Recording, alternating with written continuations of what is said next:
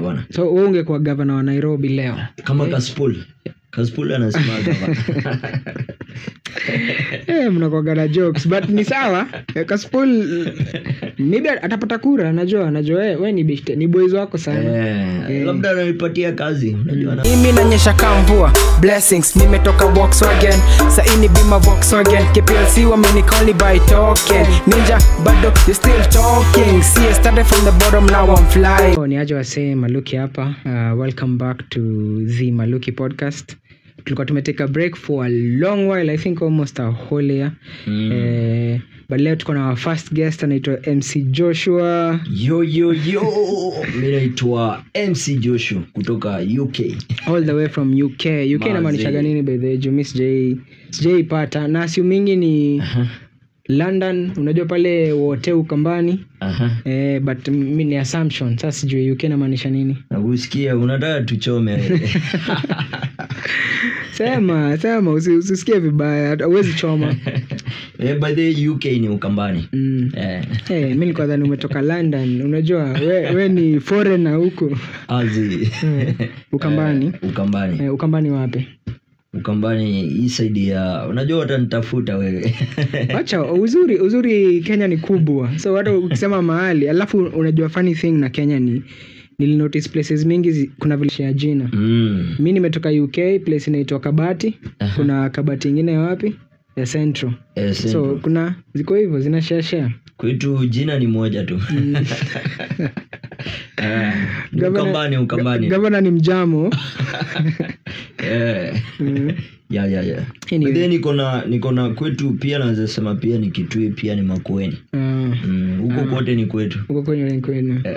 Man, asante sana kwa kukuja kwa our first guest. Mazi. To at least for once hatujafanya solo podcast cause episodes zote zenye ziko kwa Spotify, zenye ziko kwa Apple podcast, mingi zenye nimeweka niko tu solo most of the time. So lakini leo nimecome through. At least leo umecome through, sitajipigia story hapa kiumkurugenzi. Nimekuwa Dubai so ndio nimeland. Actually tulikuwa tumemwenda airport. Na ndashare video ama ni picture ulipiga ama ulichukua video ukienda? Zote tu. tutashare mafans wako wa kuone. Anyway, mimi nilikuwa nataka tuongelele current affairs zina happen in Kenya. I'm sure ukiwa Dubai, ukikuja ulikuwa umeona vitu zilikuwa zina happen. Ya mimi nashinda tu kwa simu. Unashinda tu online. So the first thing tutaangalia ni kitu entertainment news. Kuna boy friend anaitwa Sabato. Unajua Sabato? Kijana mwenye ana pesa. Sabato amekuwa na trend. Sijui niseme for all the wrong reasons ama niseme for the right reasons. So kuna ngoma yake fulani Vince on the beat, si ndio? Alikuwa ameshare pale TikTok. Maybe tutaiweka mahali hapa. Alikuwa ameshare pale TikTok Sabato akiwa msanii back in the day. Opinion yako ilikuwa gani vile uliona hiyo video? Mimi kwanza wacha niseme Sabato ni msee cloud chaser. Ni msee ajitambui by the way. Unajua huyo ni msee amekuwa akiingilia wasee. So amekuwa akitafuta views, amekuwa akitafuta jina through watu. Yani anavuna mali ambapo hapasi kuvuna. But simuona, unajua yeye ni msanii. Uko na ngoma yake? Nilicheki. Akisema producer wangu Malineta sijui kama anaweza tukumbusha. Alikuwa anasema ni vitu ni kali ama alikuwa? Kuna venye anataka nishikanishe ili kwa director. Ikikam kwa kichwa ndani ndakuchapia vile alikuwa anasema. But unaona at least yeye ni msanii. So at least akona right ya kuambia wasanii vile industry iko. Lakini wewe msee ni msee anachoma mazee. Anachoma sana. Unajua kutokaanze kuingilia Tumbili na Tumbili ni best yangu mazee. Yeye msee mimi sikuangi hadi siku hizi hata simuwatch by the way. Siku hizi ni kupitia. So unasemaje vile Vince alikam hard on him? Unajua mpaka niko na remix ngoma yake mpaka akatoa zinakatoa his own version, ilikuwa na some piano feel behind it. Ulisikia? Nilisikia tu kwa gari. Hiyo ngoma ni kali. Hiyo ngoma ni kali sana bro. Wacha ya Sabato ya kwanza ile ya yenye Vince alifanya. Ya Vince. Hiyo yake iko sawa. Lakini Sabato bado mimi naweza sema Sabato bado hajafika bado. Huyo ni kijana na struggle pale. But so nataka kusema it's not right for a critic akuja advice wasanii. Huyu jamani Cloud Chaser hata bado hajafika hiyo jina ya critic. Si bado nimekuwa nimeona mpaka ali advice BN juzi, BN mpaka BN akaenda majuu, unajua wewe ulikuwa na BN hata akumsikiliza. Nikaona but juzi niliona amesifia BN akisema vile BN unajua ame hold down Kenya. Labda alilipwa, unajua huwezi jua. Sidhani because either way BN bro, BN ni beast. Yeah.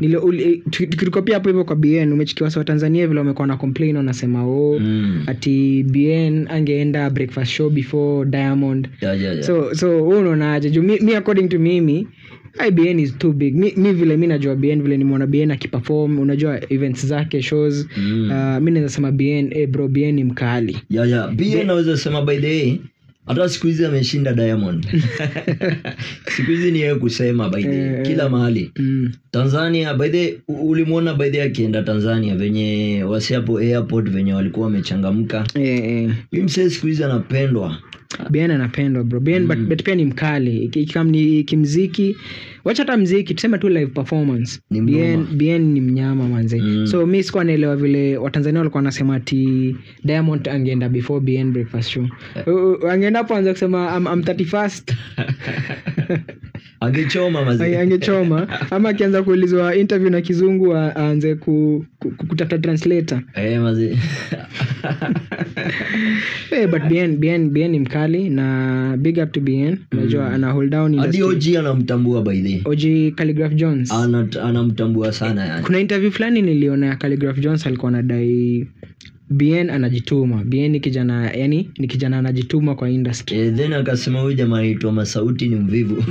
Akasema Masauti, nakumbuka hiyo story. But Sabato akasema BN, kuna interview BN alifanya akaambia wase wa Abanton uendelee na hiyo moyo. But sasa Sabato alikuwa anasema kama BN ana advice watu wa Abanton endelee kufanya hiyo muziki yao, na yeye BN anafanya a different type of music, so inampatia bigger platform. So alikuwa anasema anadanganya watu wa Abanton ati watu wa Abanton hawezi itwa majuu shows bigi kama zenye BN anafanya juu ya the type of music wanadu. Ndio nakwambia Sabato mse si ati niko na beef na huyu mse hapana, lakini huyu ni mse bado ajielewi. Bado ana cloud. Kuna paka fulani imepita hapa inataka kuangusha mitambo. Sabato ana cloud. Hiyo ni mashetani ya Sabato. Mashetani ya Sabato. So tunafaa kuacha kumuongelelea. I think kuna sijui ni simu inapigwa. Josh unaleta ni iPhone yetu hapa I think inapigwa. Anyway, ama ni Sabato anapiga, unajua. Inaweza kuwa ametusikia mali huko Mazingaombo Anyway, nilikuwa tukiwa bado kwa entertainment news, nataka kujump kwa okay, before tuingie hapo, like 2-3 weeks ago kuna time wasanii walikuwa wameitwa State House. That is kwa deputy president, no State House. Hapo usiulize mbona sikuenda kwa nini.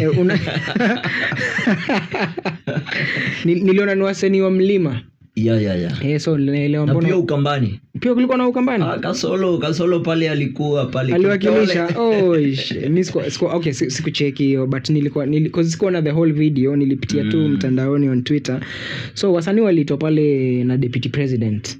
Wakaenda but Rigathi akakuja akasema hawa say wasipatiwe shows, wasipatiwe platforms. Mali kuna shows zao mnajitoa. So unadhani wasanii wanafaa waingilie politics ama wakuwe intertwined na politicians? Mimi naweza sema by the haikuangi mbaya kwenda. Ukiitwa hata weenda, huwezi jua. Kuna maokoto huko. Kuna maokoto. Na pia ukiitwa si vibaya by the kwenda. Mimi sioni kama ilikuwa kitu kama hii ni msee tu kama mimi venye naweza itana pia. Ama msee mwingine venye naweza itana. Labda kuna deal mahali mnataka mdiscuss. Deal inaweza ivana, sijua. But huoni inafanya wasanii wakaini kama cause wasanii wanakoga kioo cha jamii. So technically according to me wanafaa kuwa na voice na wa reflect what the society ina need. So wafai for lack of a better word, wafai kulamba politicians. Wanafaa kwamba politicians vile ground iko, kwa sababu wasanii wasanii unajua politicians pia ni kama celeb. Yeah. So wasanii ni wanafaa kuwa voice of the people to the authority ama government authorities, ndio. So uoni inaweza leta utatanishi hapa mbele wasanii wakiinvolve in politics, because kuna time fulani hata tuliona Gachagua alikuwa ameenda event fulani, and then kulikuwa na msanii fulani na anaitwa nani, Martin Janet, unakumbuka wakafanya mpaka Gachagua akatolewa kwa stage nini, ikakuwa ni ngori sana. So for me nilikuwa naona wasanii wafai wa take sides. Hata wakitake sides wanafaa wa stand with the people. Sababu people ndio sisi wasanii, sisi ndio tuna consume, unajua, product ya wasanii. So unajua hapa ni kuitwa waliitwa. So labda pale hivyo walikuwa wanaulizwa hizo maswali, unataka tufanye nini? Shida inakuwa ukikuja kupost, kama kuna mwingine sitammention hapa hivi alipost pale, ilisemekana kama chenye amesema ni uongo, watu wakaanza kuprove. So shida inakuwa ukuje uanze kupost vitu za uongo, true. But as long as muliitwa, mkaenda mkapeana views zenyu, mkaenda mkaenda mkabonga, mkapiga mkavia conversation discussion, hiyo si mbaya. But okay, vile mimi nilijua hiyo story, walikuwa wanasema waliitwa waende wakuje waseme Shah inafanya job. Shah inafanya kazi kwa hospitali allegedly. Sijui hiyo ndio ilikuwa the story behind why former deputy president alikuwa na shida nao. So tukiingia hapo kwa Shah, najua kuna siku fulani tulipata naye hosi fulani public hospital mahali, sitasema ni wapi, ulikuwa msiki kidogo, na najua uko na Shah, ama hiyo time ilikuwa NHIF ama Shah, don't know kama walikuwa transition. But hiyo time ukiwa hosi ama time tulikuwa naye hosi like recently tukipeleka a friend of ours, Shah ilikuwa inafanya kazi kweli? Bado tunaendelea kufuata by the end, ndio tunaendelea kuelimishwa.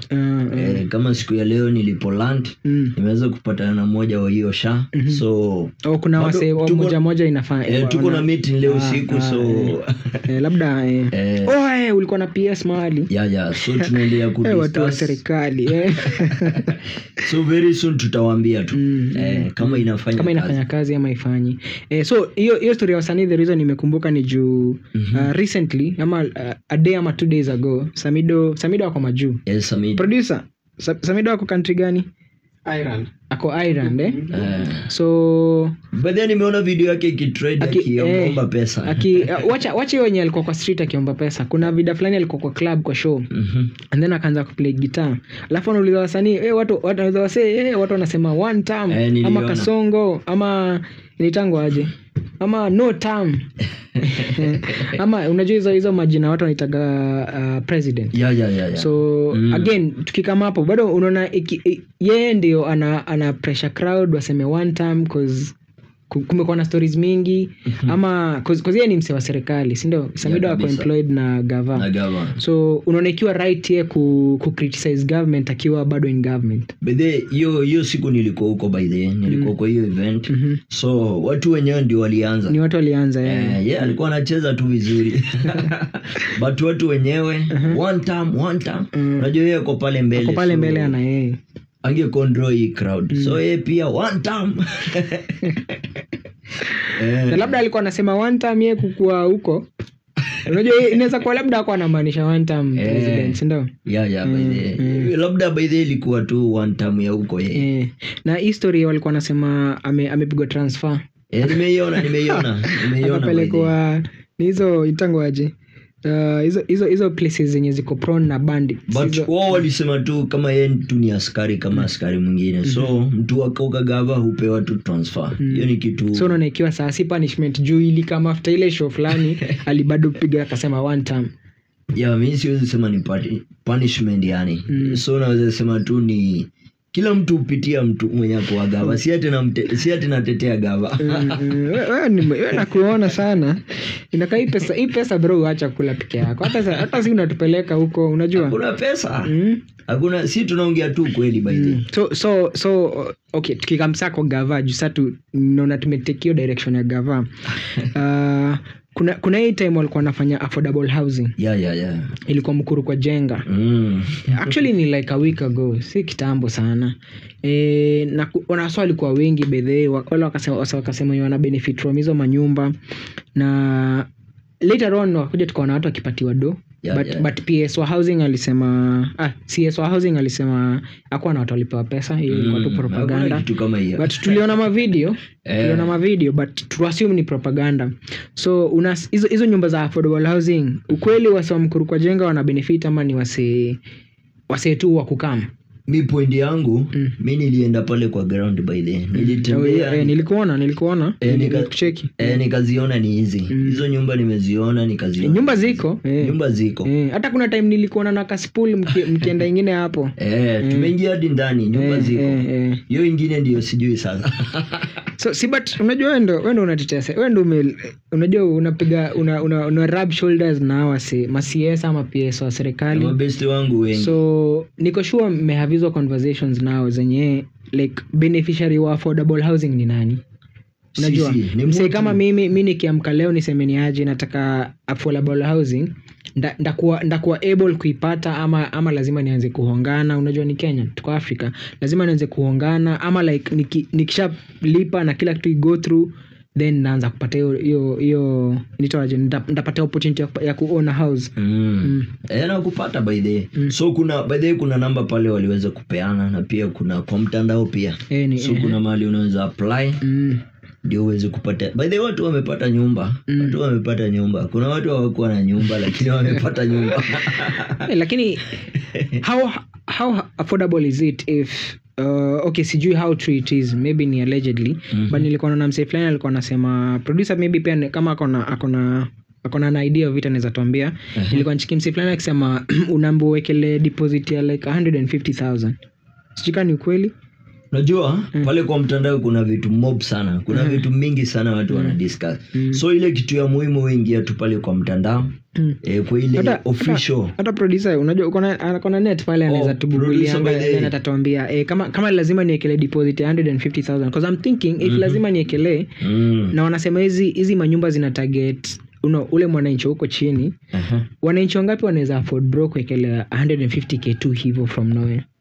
Unaona, I think it takes time. Mama mboga mgani atapata 150k ama mtu wa bodaboda mgani atapata 150k akuja ekele ndio aona house. Kwa hizo hao ni fit, hiyo bedhe plan yao ni fit. Hata nikiekelea 150k unapata rent ni kama 8,000, unajua a month. Unapata rent nyingine unapata ni 7,000 a month, na ni nyumba fiti. Unajua ni very affordable. Na unapata ni 2 bedroom 1 bedroom na hiyo price una get ni very affordable. So I'm thinking ni a really good idea. Me I'm for it. Like kama ni for real ni legit, kuna corruption yani. Bro 100%, kwa sababu wewe nikuulize for example ile time, unajua kuna time ulikuwa kijana mdogo. Kuna time ulikuwa ndio umesema ni kama saizi. At least unajua sasa uko na kitu kitambi ni morning na kama kuna siku back in the day tukijuana na wewe ulikuwa unastengi mali pale Roiro in a bed sitter, si ndio? Pale kwa Kailo ulikuwa unakaa kwa bed sitter, si ndio? Ulikuwa unalipanga pesa ngapi? Le bed sitter nilikuwa nalipa 3,000. Sema ukweli, wacha kutudanganya. Unasema ile ya nini, ile ya pale hivyo. Ilikuwa dhao ngapi? Ilikuwa dhao 7 per month. But tukiangalia hizi stories za affordable housing, hii nini yako hii nini? Hizi stories za affordable housing, ukiangalia prices za hizo, acha nikushow, nilikuwa nimetuma poster mahali. Ukiangalia prices za hizo affordable housing bro, unapata kama 1 bedroom ni 8,000 per month, 8k per month. Bro, so ndio nakushow mimi niko for it juu like ni very affordable na ni legit. Nilikuwa nimetuma poster mahali. Unaona, at least inasaidia wale mahasla, inasaidia mama boga, inasaidia. By the way, unajua kila saizi our president akiongea kitu watu wanadhani ni anawakejeli. Kila kitu ni uongo. Ni lies. Imagine kuna vitu za ukweli hata kama kuna uongo.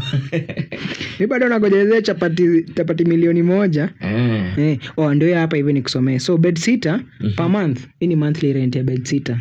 Unailipa for 30 years, unalipa 3,900. Hiyo bed sitter ulikuwa ndani 3,900 per month. Sawa? 1 bedroom unalipa 5350 per month. Alafu 2 bedroom, sikia sasa 2 bedroom. 2 bedroom unalipa 6800 per month.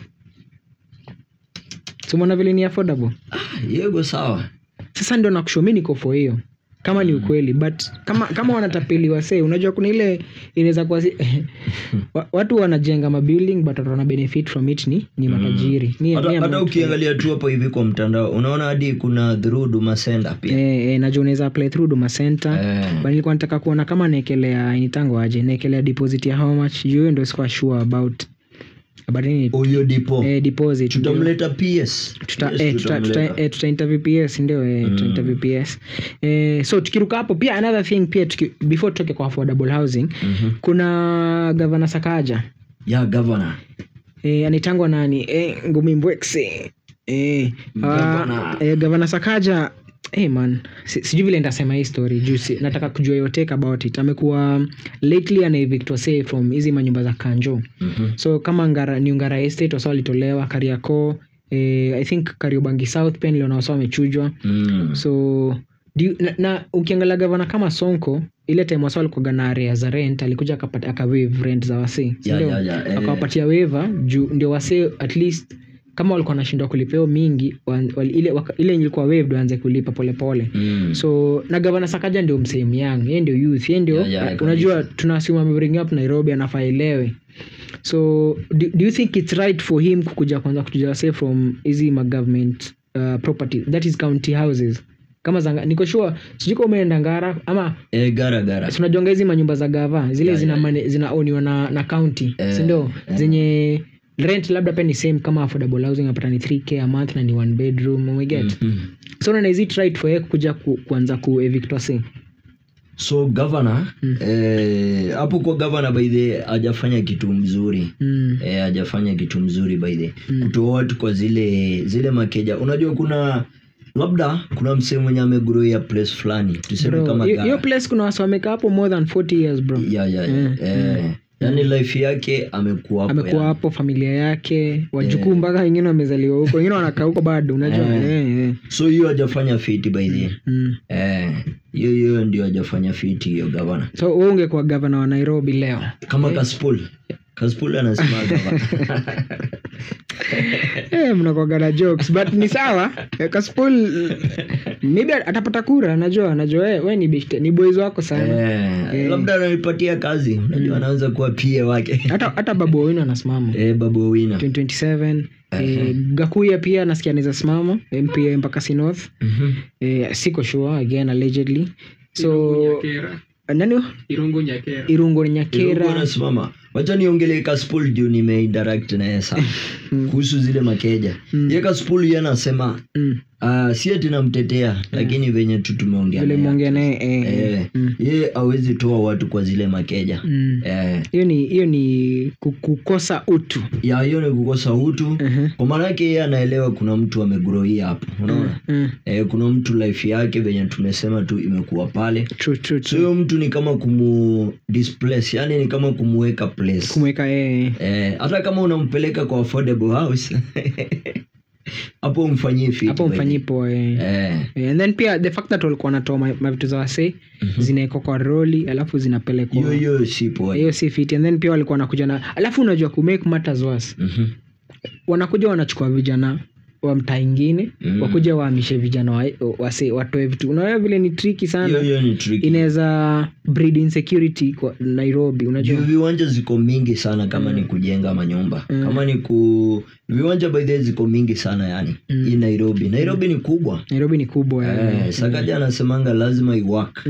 Lakini itawaka aje kama unatoa watu. Kama unatoa. Na hao ndio kura bro. Hizo ndio kura. But sasa tuseme tuweke 2027. Sakaja, Babu, Kaspul kwenye anakosea ni kitu moja. Bro. Nani anachukua hiki kitu? Sakaja, Babu, Kaspul. Mwenye atachukua hiyo? Sakaja, Babu na Kaspul. Babu.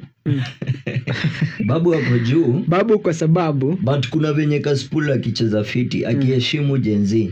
Juu Kasipul anatusi Gen Z sana. Anawaambia wao sijui ni vichwa ambazo maji sijui. Mimi si fan wa Kasipul kwa sababu Kasipul bro Kasipul enda apigania governor Tanzania. Hiyo ndio anakosea hiyo. Sasa hiyo ndio unajua angekuwa like yes labda anatafuta maokoto uwezi. Support ni sawa ni mboka. Support Mama Samia ni sawa. Lakini asikuje aanze kutuonesha ni kama ati Tanzania iko way better than Kenya. Hiyo ni story za jaba. Ukweli. Hizo hata rafiki yako bro mwambiage ukweli. Mwambie wacha kudanganya wa Kenya. Yes, mimi nimeenda Tanzania airport yao iko fiti, unajua. Vitu 1 2 3 things iko poa. Lakini tukiangalia generally everything, tukicompare economy ya Kenya, economy ya Tanzania, bro asewa hizi tuone. Tusidanganyane. Na si ati economy yao ina grow, which is a good thing. Kasipul yako na akili. Shida ni hiyo tu anakosea. Then kama anataka Nairobi governor, atoke Tanzania afuja Nairobi, apiganie watu wa Nairobi, acha kupigania watu wa Tanzania bro. Unajua? Juu mile tu kusema ukweli, ile tu tukiogopa Mungu. Kasipul, Sakaja, Babu. Sema ukweli. Babu. Ndio? Na kwa nini Babu? Babu tukimwangalia amefanya kazi. Huyu msee ashakubalika. Hadi Sakaja anajua. Gavana anajua ukweli. Babu ako na watu. Anajua Babu yenyewe. Babu hapa tukiachiliwa na yeye. Babu atachukua. Bora utakufana Babu. Hata wani Kasipul number 3 sasa. But unafikiriaje wakisema historia ya Babu acha kupigania governor and the president? Hiyo itakuwa ngumu sana. Kwa nini hiyo iko na wenyewe hii? Bro majenzi, si umeniambia majenzi mko na numbers. Tuko na numbers kwa streets. Wako na numbers lakini Babu si Gen Z. So Babu si Gen Z but ana resonate na majenzi wengi sana. Majenzi wanampenda. Especially unaona hata siku ya maandamano, so unajua Babu aliruka fence kuja kuchina. Alikuwa by. So uone Babu anaweza toa President Ruto. Saizi labda ende tu governor. Wacha tumwachie governor. So president nani atatoa Ruto? Najua ni wa serikali lakini hata tuone.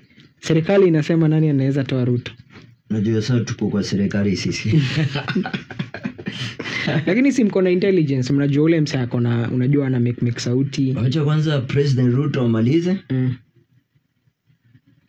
Sitaki kusema anything hapo. Watu ndio wataamua.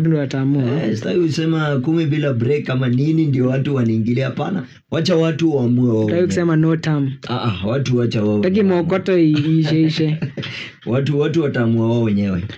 By the way watu ndio wanawekanga mtu ndio walimweka kwa kiti. Unajua President Ruto alivotiwa ni watu. Wakamweka kwa hiyo kiti. Mimi nilimpigia kura bro, asubuhi na mapema. So watu wakiamua tena, si anachukua tena. Lakini president wetu bro anachoma. Anachoma kila siku bro. Chapati milioni. Sijui tumetenga, sijui tumefanya. Mimi nilikuwa nasema I think ningekuwa advice wa president na maybe sina hiyo capacity ama knowledge ya kumadvise sai. Nafika hapo soon, but ningekuwa advisor wake, ningemwambia tu bro, umse aache kwenda campaign.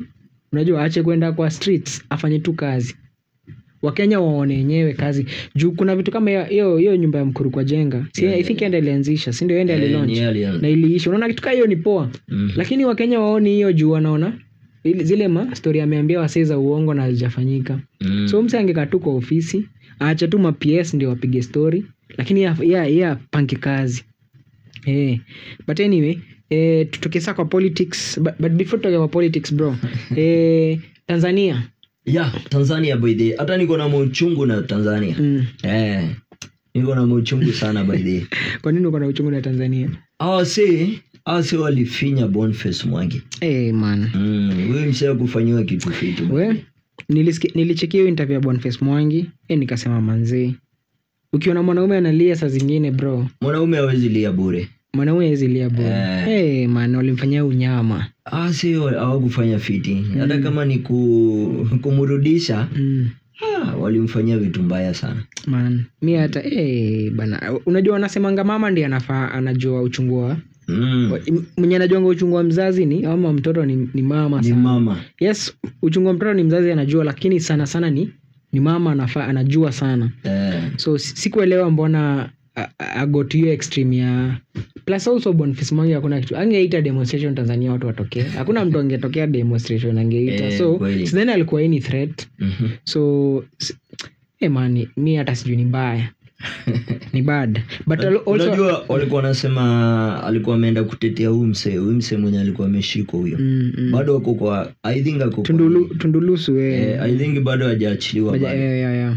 So walikuwa na right. Sini ni right ya mse ku travel kwenda bado huko. I think kwa sheria ya East Africa Community anaweza enda hata wewe unaweza toka hapo ende kwa court hata Tanzania. Hiyo iko kwa law imeitikishwa. Lakini yeye amesema saa hizi hawezi jaribu kwenda kuwasu huko kwa hizo koti zao. Unajua bado ni kwa ama EACC bado iko kwa East African Court inajuanga iko Tanzania. I think inafaa iko TZ iko Tanzania. So hawezi jaribu kwenda huko sasa. Hiyo ndio shida. Man. Lakini hawakufanya Mama Suluhu raisi au kufanya fiti. Wacha nikuongeleshe tu Kiswahili. By the way hakufanya vizuri. Hakufanya vyema. Nimeona Kaspool pale anamtetea. Hata nilikuwa nikuuliza bishta yako Kaspool bro. Kwani nini anapewa bro? Hii ni mokoto aina gani bro? Nimeona kuna by the way Kaspool pale anamtetea. Kuna watu nimeona pale ni Kibera ama ni wapi pia wao wanamtetea. Wanasema sijui eti huyo mseni kama ana fake. Kuna watu huyo mwanaume hawezi lia bure Boniface Mwangi. Kuna watu pale nasikia wakisema sijui ati hakufinywa. Sijui ni vitu analeta, sijui ni venye tumekaribia finance bill. Mara wengine wanasema election ya Tanzania juu iko karibu. I think Tanzania wanafanya election hii mwaka. Wengine wanasema na clout na Boniface. Man kubaya bro. Mimi niko dhani huyu mother ndio at least better than our leaders wengine wa East Africa, but anataka not kukua ni mnyama. Anataka kukopi Uganda pale. Uganda ni wazuri. Museveni nimeona juzi ame-apologize. Akasema kama kuna watu walifanyia watu mbaya, wamsamee. Lakini pia sini Tanzania walifinya yule activist wa Uganda. Na Uganda hawakuongea, hawakumtetea. So mimi kuna shida. But unajua in East Africa country yenye wasawa kwa na freedom of expression. That's why hata sisi tunaweza ongelelea about President Ruto, about Muteka Songo one term, juu tuko na freedom of expression. So I'm guessing hizi countries zingine kwa sheria zao maybe wana freedom of expression as much as we do. So that's why tunaweza create Twitter, uendo utukane president vile unataka. Mpaka Uhuru tunakumgelea time alisema aliachana na Twitter juu Twitter ni ya wazimu. Unaona? So I think Kenya tuko mbele juu hiyo freedom of expression. Na that's why hata 2024 wasa walitokea nje kwa streets kwenda kuji-express. Waseme not finance bill. Watu wa serikali finance bill 2025. Acha tuigoje. Ndio mwezi bro, cause financial year inaisha 31st June. Si unajua hizo stories za KRA nini? So hii ndio mwezi yenye inafaa ipitishwe ama isipitishwe. So utatokea kwa street tena ama sasa hivi umeshiba? Mimi naweza sema wacha kwanza tuitegee tuone inakaje. Labda already ishatokea sasa wasa ni kusoma. Baadaye nimekumbuka kuna huyu dem mwenye alikuwa ameshikwa. Ule ali wa Kenya bro. Wa Kenya ni wa smart. Kuna msana alikuwa ameshikwa juu alikuwa ametengeneza nini automation kutuma emails kwa parliament.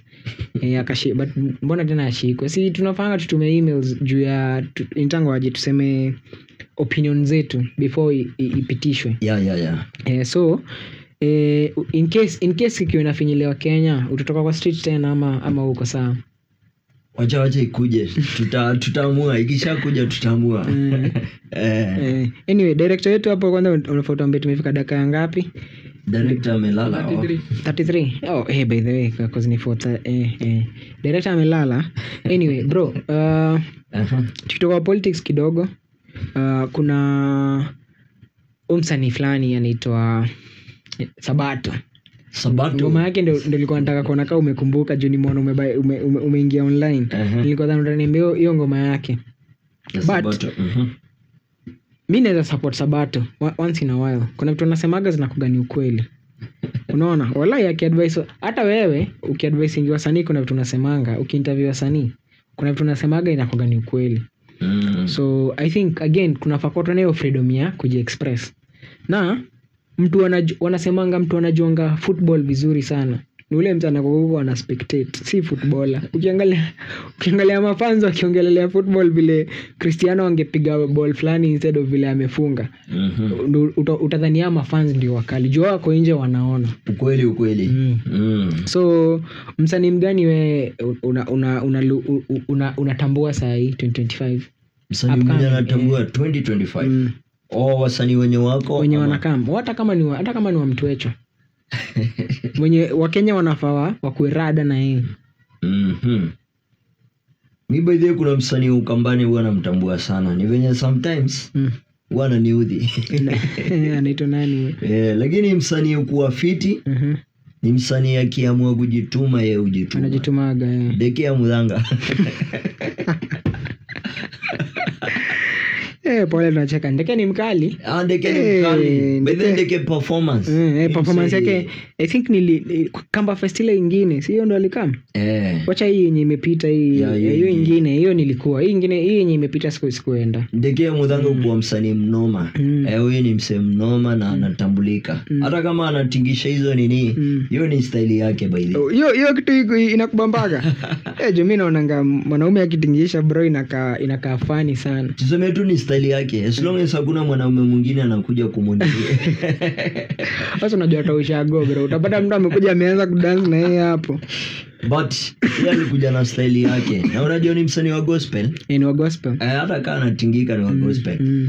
So yeye ni msanii anajituma.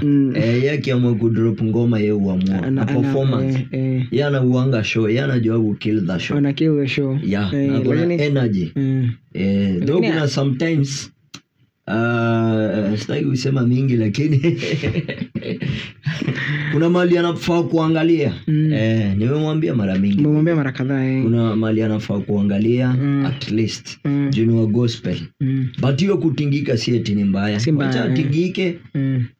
Afanye maneno yake. Afanye vitu zake. Energy, aendelee na energy by the Ndeke Mudhanga. Ni msee mfiti. Ni msee poa sana. Nimecheki, nimeona.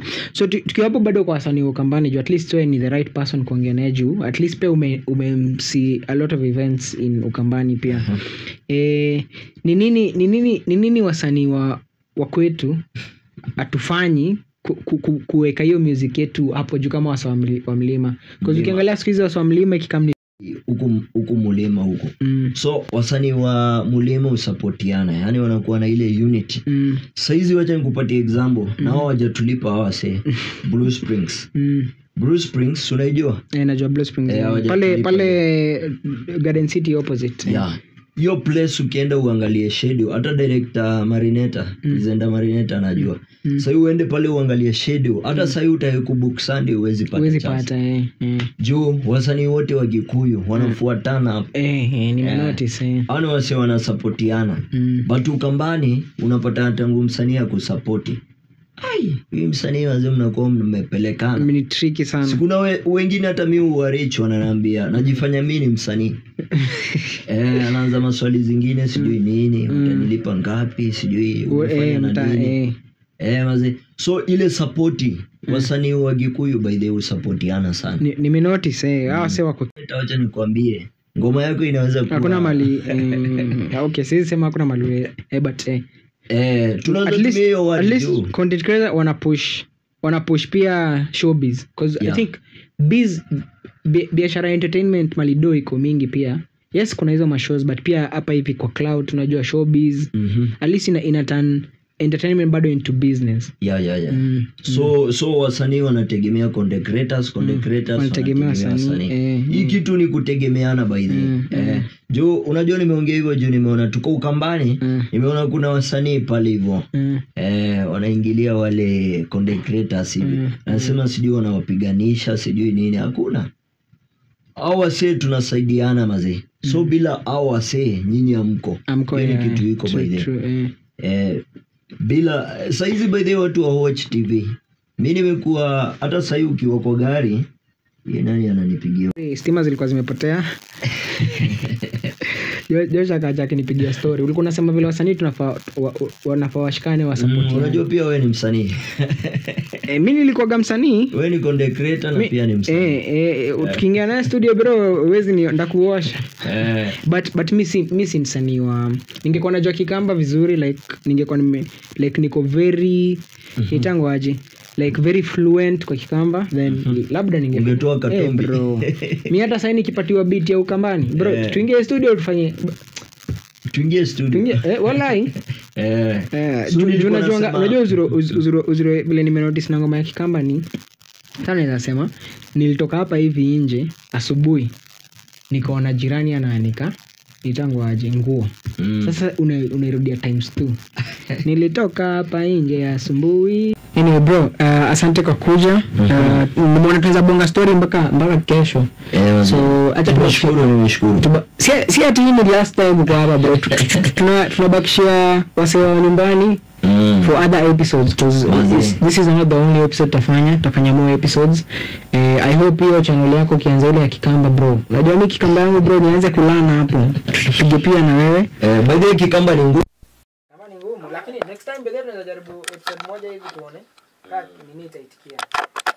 Asanteni sana wase wa home. Thank you for watching. Kama subscribe, like, share, comment. See you on the other video. You. Peace.